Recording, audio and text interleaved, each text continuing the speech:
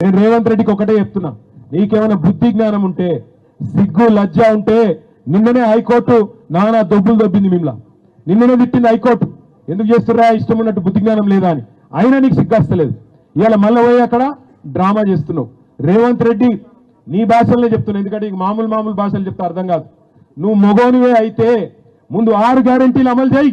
ముందు ఆడపిల్లలకి ఇస్తానా నెలకు 2,500 రూపాయలు, ముసలోళ్ళకి ఇస్తాన నెలకు 4,000 రూపాయలు, రైతులకు రుణమాఫీ చేస్తాను 2 లక్షలు అది చేయి. 10,000 కాదు 15,000 ఇస్తాను. ఈ ఆటో డ్రైవర్లు చచ్చిపోతాండ్రు, వాళ్ళకి ఏదో బోర్డు పెడతా నెలకు 1000 రూపాయలు ఇస్తాను. ఇక్కడ మా వాళ్ళు కొంతమంది హోంగార్డులు కూడా ఉండొచ్చు. ఆ హోంగార్డులకు జీతాలు వెళ్ళవు, 4-5 నెలల నుంచి జీతాలు దిక్కులేవు. గా పని చేయి.